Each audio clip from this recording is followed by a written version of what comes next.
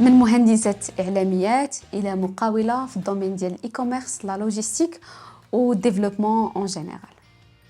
أزول، مرحبا بك في الحلقة 20 من مولات الشي. عرفينا براسك. الاسم ديالي خولة تويجر، مقاولة في الدومين ديال الديجيتال وديال الإي كوميرس و ميم طون انجينيور في الدومين ديال الانفورماتيك و البيزنس انتيليجنس زعما بالضبط. شنو هو المشروع ديالك؟ الوغ المشروع ديالي هو شركه ديال ديفلوبمون انفورماتيك ديال لي سيستيم دانفورماسيون لي زابليكاسيون موبيل. ومن هذه الشركه قررت اني نخرج دي ستارت اب اللي تيحلوا مشاكل بطبيعه الحال، سورتو في لا سيبل ديالي اللي هي عندها علاقه بالاي كوميرس ولا لوجيستيك. عاودي لينا كيفاش بديتي مشروعك. صراحه البدايه ديالي في لونتربرونيا ولا الهدف ولا انني ندير انتربريز في الاخر كان مورا من فوت لي ترونتين، ولكن كانت جات بدون تفكير في لاج ديال 25 في 25 عام، لانه تو سامبلومون ديكلونشي عندي انني عندي لي كومبيتونس كاملين، عندي البورتفوي، عندي لي كليون، كنخدم اون فريلانس. دونك علاش لا ما ستركتوري الامور ديالي ونبدا في شركه بالضبط مورا كورونا. شحال د الفلوس باش بديتي مشروعك اول مره؟ الوغ المشروع ديالي بديتو فعليا بواحد المونطون اللي شويه يقدر بزاف الناس ما يتيقوش، اللي هو 15000 درهم. ونقدر نقول لكم باللي التقسيم ديالها كان 9000 درهم ديال لي 3 موا دو لويي، 5000 درهم ديال الكرياسيون ديال لونتربريز، وشويه اللي بقى طبيله وكراسه. كيفاش تغير الروتين ديالك من مورا ما وليتي مولات الشي؟ الوغ مورا ما وليت مولات الشي اولا ما وليت اونتربرونور، لا روتين ديال حياتي صراحه ولات عباره على خدمه، عباره على اهداف اللي كيخصني نوصل لهم. يعني كتبداي الخدمه ديالك في الصباح، وبيان سور كتكوني ماشي سو ستريس ديال انك خاصك تمشي للبيرو وتجلسي، ولكن سو ستريس انك خاصك تخلصي في الاخر الشهر لي سالير، خاصك تخلصي في الاخر الشهر لي شارج، وكذلك خاصك تفورني لي كليون لي بوزوان ديالهم انهم يكونوا ساتيسفي، وبطبيعه الحال انك تكبري يعني لا كليونتيل ديالك، وكيكونوا شي اهداف اخرى اللي بعيده على انك تكوني غير كتقراي او لك تكوني مثلا في صالاري. شنو الحاجه اللي بدلات فيك المقاوله؟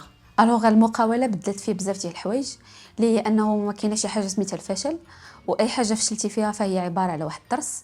هذاك الدرس بطبيعه الحال كديفلوبي منه من بعد، وكتولي عندك واحد المناعه كبيره كونتر باردون لي بروبليم اللي يقدروا يوقعوا لك من بعد، كونتر الناس، كونتر المجتمع، كونتر العائله، كونتر الاصدقاء، كونتر لا زون كونفور.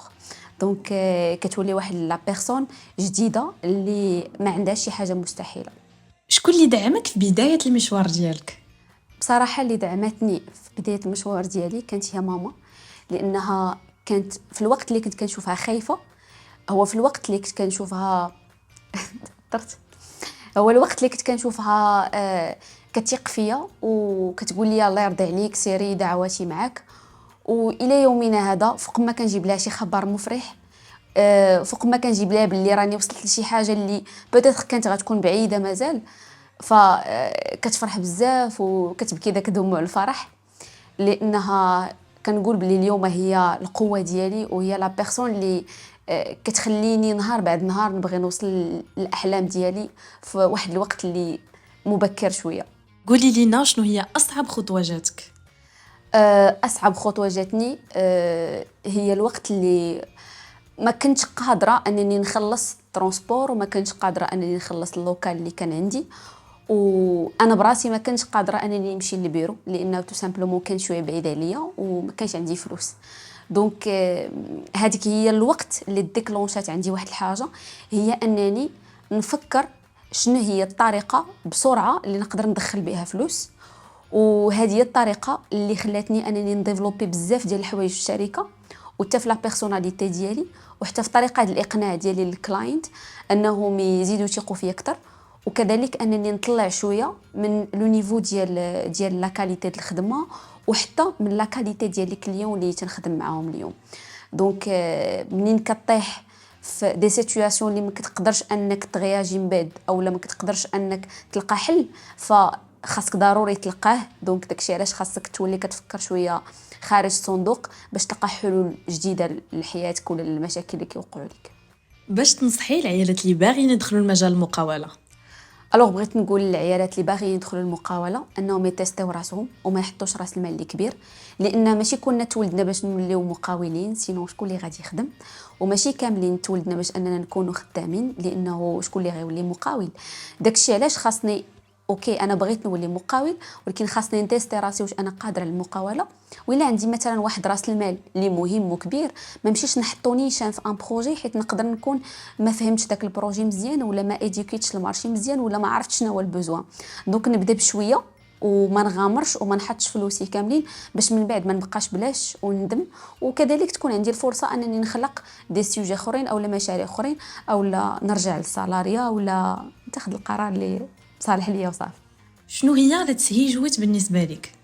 الوغ لي سيجوات بالنسبه ليا هي واحد لا كوميونيتي ديال لي فام ولا ديال العيالات اللي صراحه فريمون انا كيعجبني الحال بزاف اني ندخل غير لاباج ونشوف. يعني من نهار اللي عرفتها وانا مره كندخل لاباج باش نشوف واحد لا فام كدوي على الهيستوري ديالها وشنو طرا ليها وكيفاش خدمات، كيفاش بدات في لونتربرونيا، لان كل وحده كتخلي لك واحد لو بوين، كتخلي لك واحد النصيحه اللي عاشتها من التجربه الحقيقيه ديالها.